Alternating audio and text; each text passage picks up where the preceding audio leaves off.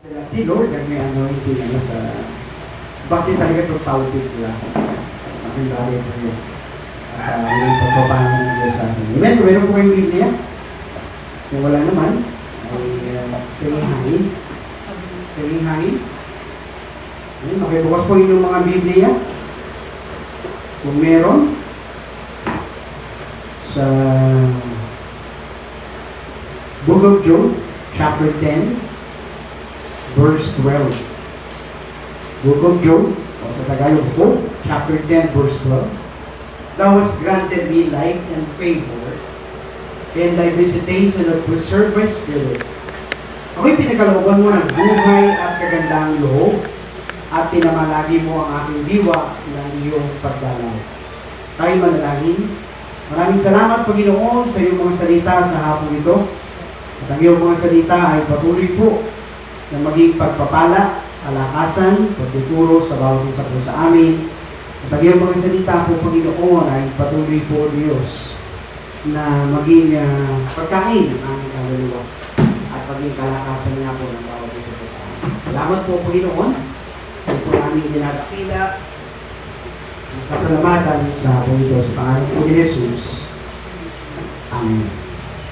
In the book of Job, chapter 10, verse 12, sinasabi ni Job na siya ay binigyan ng Diyos ng favor sa English version, sa Tagalog, kagandaang loob. Pag-usapan natin sa hapon ito about God's favor in the midst of crisis o mga pandemic. Still, nandun yung favor ng Panginoon. Amen po ba? At pag sinabi bang favor, ano ibig sabihin? Ang pagkakasalin sa Tagalog na version, pinagkalooban mo ko ng kagandahang loob. Sa English, you give me favor. And sa hapong ito, pag sinabing God's favor in the midst of crisis o mga pandemic, ano ba yung favor ng Diyos? Kay Job, ang paliwanag niya, binigyan siya ng pinagkalooban siya ng buhay at pinamalagi ang diwa ng iyong pagdalaw. Sabi nga yung preservation and visitation of God's Spirit. Si Job ay nakaranas ng pabor ng Diyos. And sa atin, yung God's favor ng Panginoon sa atin. Live ba tayo? Ala ko live eh. Kaya ginagano ko baka mamaya pating salamin na Amen. Puri ng Diyos. God's favor. Pero tanong, ano yung favor ng Diyos na patuloy nating nararanasan at dapat maranasan kahit sabihin natin may COVID, may crisis. Alam niyo yung biyahe ko kanina, yun na yata ang pinakamabilis at talagang pinakamabilis na biyahe. Ang linis pa rin ng EDSA. Ang linis pa rin ng Antipolo. Ang halos kasabay lang namin, puro single na motor. Tapos meron mangilang-ilang bus, may mangilang-ilang kotse. At kami naman ni John, pauwi, maganda rin ang biyahe, talaga napakabilis. And kung tawagin yan, God's favor. Pero, malulungkot ka, may mga nadaan na kaming lugar, mayroong namamanibos, may dala silang karton, may nakasulat doon, hindi kami ng kahit konting tulong dito sa may bandang Cubao. Meron doon na pinasuma kami sa Pinita, tapos may dumadama ko dito. May mga nangihingi na tao talaga. Meron yung isa nanay, yung isa bata, nangihingi sila na nakasulat sa karton. Dahil ang pangyayaring ito ay marami ang nawalan ng trabaho at si Sister Sheila na instead na August pa uuwi ay itong July na ito pauwi na siya at sinabihan na sila walang ng trabaho. Kaya nga si Kuya Johan nagsasign siya ng trabaho kasi para may pang-enrollment. Authority siya nag-enroll this year. Kasi nga talagang walang pang-enroll. Pero yun yan, nagsasideline siya at talagang yung favor ng Diyos ay maranasan natin. Amen? Ang magiging tanong nga doon is, what is God's favor sa taong ito at sa mga pangyayari ito? Tingnan natin yung 2 Timothy. Ang Timothy po ay nasa Old Testament po ba, mga kapatid? Palig ba kayo nasa Old Testament, ang Timothy? 2 Timothy ay nasa New Testament. 2 Timothy chapter 2, verse 13. Tingnan natin. Sabi sa verse 13, Kung tayo yung mga tapat, kung tayo yung hindi mga tapat, siya'y nanatiling tapat sapagkat hindi makakaila sa kanyang sarili. If we believe not yet, he abideth faithful. He cannot deny himself. Sa ibang version, even though yet we are not faithful, God still remain faithful. Susunod ito, lagyan mo na ito ng stamp. May ganun, no? Para, meron man. Yung sa, no? Yung sa ilaw, tanggalin na lang natin. Hindi, meron naman dito isa. So, ibig sabihin, even though yet we are faithful, God remain faithful. So, ibig sabihin, makikita natin, ang Diyos ay nananatiling tapat. Even though we are not faithful, God remain faithful. So, yun ang sinasabing God's favor. Yung faithfulness ng Lord. In spite na sa mga pangyayaring ito, still nararanasan ba natin ang katapatan ng Diyos? Amen po ba? Na yung faithfulness saan? To provide all our needs. Yung faithfulness ng Diyos na tayo kanyang iniingatan. Yung faithfulness ng Diyos na pagtugon ng ating mga pangangailangan. So, ibig sabihin, God's favor na gusto niya at patuloy nating maranasan yung kanyang salitang katapatan. At ang maganda doon sa sinabi sa 2 Timothy, hindi ka patapat o hindi tayo tapat, ang Diyos nananatili tapat. Pero ano kaya, hindi mo balik rin. Ano kaya gawin natin? God is faithful, suplihan bigyan natin ng katapatan. Mas mararanat. Ito minsan ginagamit ng ibang tao eh. At ginagawa nilang alibay. Hindi nga ako tapat eh. Bakit na pagpapala ako? Totoo yun. Pero ano kaya kung maging tapat ka? Oo, kasi nararanasan mo ang bull. Pero yung pour out blessing, hindi. Bakit? Umaambun lang. Kasi tapat pa rin naman ang Diyos eh. Pagpapalain ka pa rin. Yun nga lang, yung fullness, hindi mo maranasan. Kasi nga, ambun lang ang nararanasan mo. Ayaw mong rumaga sa ang pagpapala. Yung kinakanta natin, rumaraga sa pagpapala. Di ba? Tapos minsan, may narinig ko kay Kuya eh. Umuulan na naman. Angit lang. Sa pagpapala, di ba? Diba?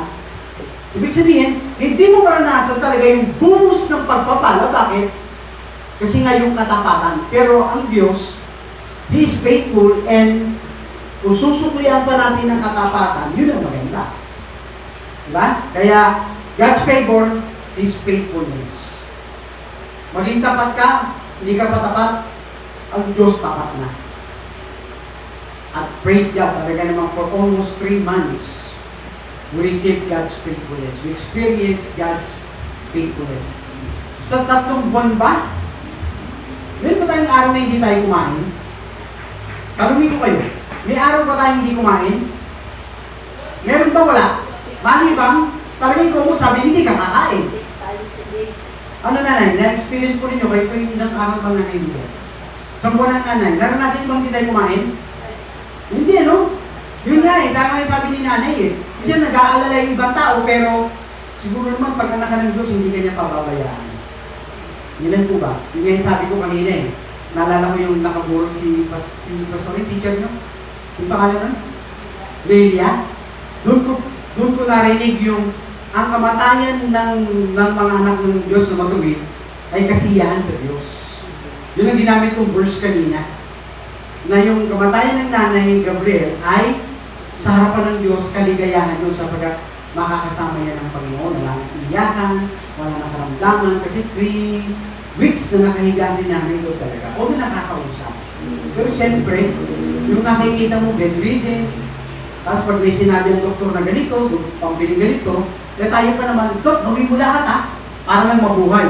Pero minsan, pag nararamdaman mo na, at medyo kailangan bumili na ganito, bumili na gano'n, at kulang na lang yung buong hospital building mo na. Sa mahal ng mga pinabibili sa'yo, iba ka sabihin mo, Lord, kulit mo na. Nangingiti yung anak, siguro. Siguro baka nagaganon na rin niya na, nararamdaman na rin niya. At lalo na daw, nung nagbibili na si Nanay Gabriel na, pag hindi pa natapos ng COVID, nakakam mo ko ha, kakamate mo ko, hanapin si Pastor, papuntahin dito, tapos, basta may mga nagbilin-bilin na raw. Medyo nararamdaman na rin. Although nanay pala is 87 years old. Next month, August. Mag-87 sana next month. Pero makita natin, yung favor pa rin ng Diyos. Kasi umabot ng 87 at tayo naman sa 3 months, wala pa tayong araw na hindi tayo kumain. Tama ko ba? Mali ba mag-inarte ka na lang? Ayaw mo ng isda, ayaw mo ng manok. Masarap mo ba ng manok? Siguro mo rin, no? Kung ayaw mo ng isda, doon ka lang magkakaproblema. Hindi ka talaga kakain. Pero minsan, may paraan pa din naman. So, number 1, ang pabor ng Diyos is faithfulness. Number 2, tingnan natin yung Psalms 34. Psalms 34. Tingnan natin yung Psalms 34. Verse 17. Ito sabi sa verse 17. Psalms 34. Verse 17. Yung sabi sa verse 17, ang matuwid ay nagsidaing at dininig ng Panginoon at iniligtas sila sa lahat nilang mga kabagabagan. Alam ko na may mga Kristiyanong kinakabagan. So, ibig sabihin, ang Diyos ay sabi, the righteous cry, and the Lord heard it, and delivered them out of their troubles. Number 2, na God's favor, kabagabagan, abagan, parang gano'n. Ibig sabihin, troubles, anxiety, stress. Pero maganda rito ang sabi ng Biblia, nung sila'y tumaing sa Panginoon, when the righteous cry unto the Lord, God answered them. So number 2, God's favor, hindi lang faithfulness, answered prayer. Tumutugon siya sa mga panalangin. Ayun po ba? Ang pabor ng Diyos, when the righteous call upon the name of the Lord, God answered it. Hello? May mga answered prayer ba tayo? Hindi nga, meron? Meron? Amen. So yun ang favor ng Diyos, na yung pagtugon niya sa ating mga panalangin. At tinitiyak ko, kung patatayuin ko kayo lahat, baka bukas na tayo matapos. Bakit? Alam ko may mga answered prayer tayo na ang Diyos ay tumutugon sa ating mga panalangin. And that is God's favor. Number 3, 2 Corinthians chapter 2, verse 14. 2 Corinthians chapter 2, verse 14.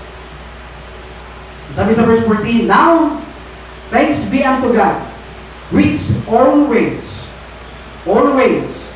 causes us to triumph in Christ. Dapat salamat sa Diyos na lagi tayong pinagtatagumpay. Number 3, na favor ng Diyos, not just only faithfulness, not just only answered prayer, but also victory. Pagtatagumpay. Marami pa tayo ng pagtagumpayan. Amen. Sa 3 months na pinagdaanan natin, marami tayong pinagtagumpayan. Amen po ba? Kasi yung iba, may pera, mayaman, may kaya, pero nung yung bang dumaan sa stress, kaya kailangan pa ng counseling, mayayaman na to ha, na-stress, bakit? Hindi alam kung paano magbabayad ng utang. Sino to? May kakilala nga ako na hindi niya alam kung ano yung gagawin niya ngayon. Kaya nga sabi ako doon sabi nga ni Kerry ko, kasi ako na lang nilagay-enroll si Kedjuan, hindi naman tatay ko yung makulit ko eh. O kumusta na, nakapag-enroll ka na? Hindi po, pastor eh, kasi pauwi na si mama. At wala na po muna siyang trabaho. Kaya huminto po na po ako, isang taon na lang ito. Yung isang taon na lang yun. Pero sabi niya nga, kaya nga po ito pastor, nag-deliver ako ng mga ganito. Ang disinfect, tapos kung naman yung kinikita, ipunin, para ako na po mismo ang self-study, kakaaral sa sarili ko. Praise it, pero naman natin, yung mga ganun mapagtatagumpayan, hindi po ba? Lahat tayo, individual, may kanya-kanya tayong pinagtatagumpayan. Hindi po ba? At yan ay pabor ng Diyos, na tayo yung pinanganak, hindi mga talunan. Tama po ba? Hindi mga sa sarili mo, mananagumpay ako. Amen. Mananagumpay tayo, bakit? Philippians 4:13. I can do all things through Christ who strengthens me.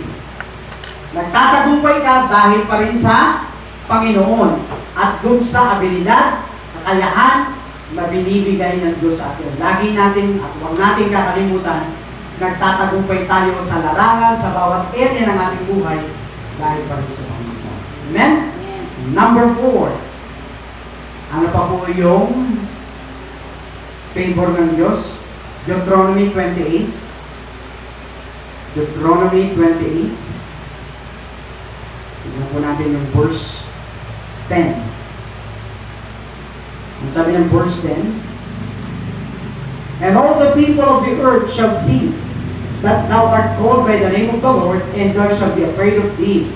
At makikita ng lahat ng mga bayan sa lupa na ikaw ay tinawag, sa pamamagitan ng pangalan ng Panginoon sila ay matatakot sa iyo. Ang sabi sa verse 11, at tingnan natin yung verse 8. "Igagawad sa iyo ng Panginoon ang kanyang pagpapala sa iyong mga kamalig, sa lahat ng papatungan mo ng iyong kamay, pagpapalain ka niya, sa lupain na ibigay sa iyo ng Diyos ng Panginoon mo, Diyos." Pag pinag-aralan niyo po itong Deuteronomy 28, hanggang verse 14, nakalagay dito yung 14 verses na kung saan may 14 blessing. Dito nakalagay, hindi ka nabuntot, ikaw na ang ulo. Hindi ka na mangungutang, ikaw na ang magpapautang. Sa bawat hawakan ng iyong kamay, pagpapalain. Sa pagpasok at paglabas mo, you are blessed. Dito, pag pinag-aralan natin ng Deuteronomy 28, yung unang chapter, yung unang verse, 1 hanggang 14, makikita natin yung favor ng Lord, overflowing of God's blessing.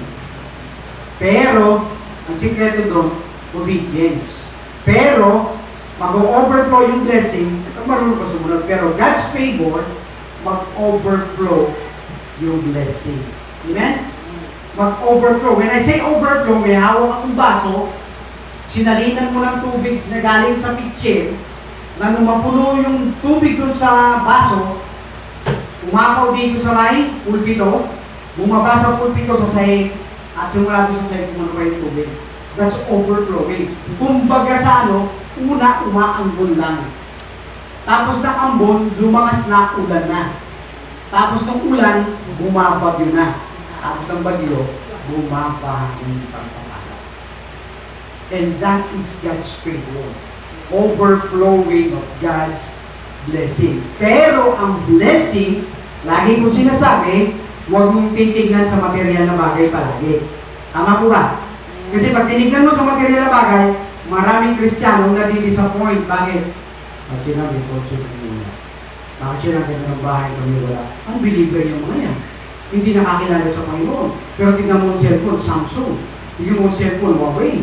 Tignan mo ang cellphone, nagagandahan, may laptop, may Oppo, may Mansana, so may Apple, di ba? Sabi, nagaganda ng mga gadgets nila. Ang gaganda ng 4G, unbeliever. Pag tinignan mo sa ganung bagay, doon ka para bang lugi.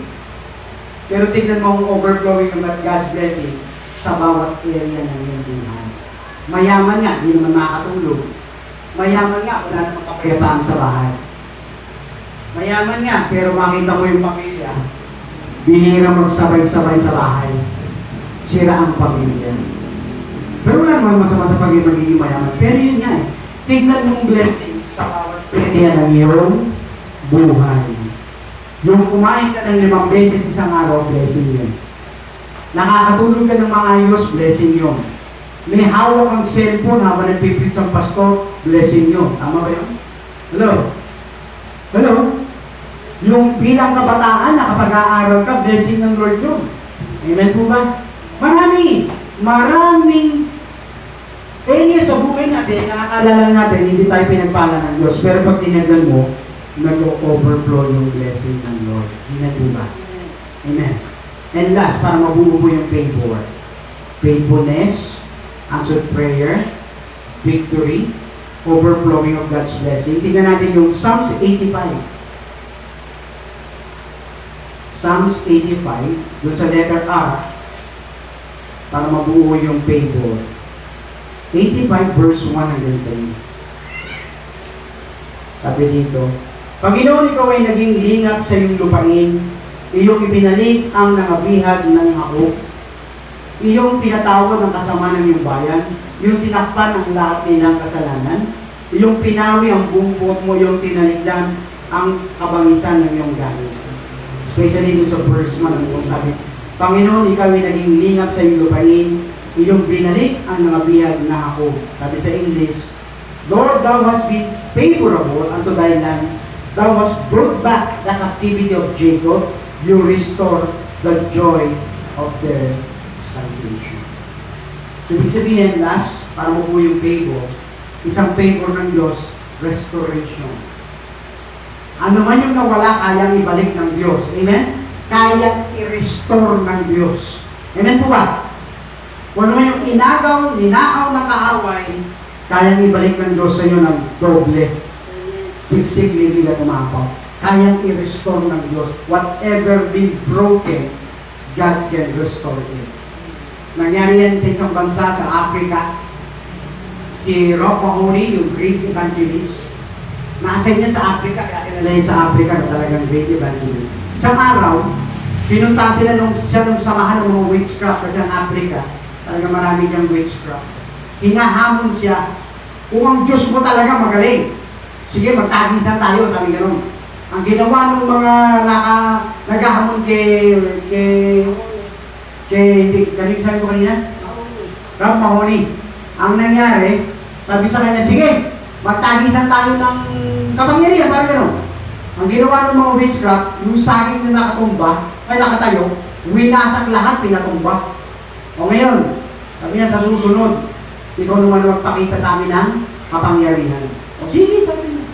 After a day, bumalik yung mga nakalaban niya. So, yun, nag-pray yung likod ng Diyos. Kaya may mga nakatumbang saging tumayo at naayos. At ano man sabi niya, kung ang Diyos nyo destroyer, ang Diyos ko restore.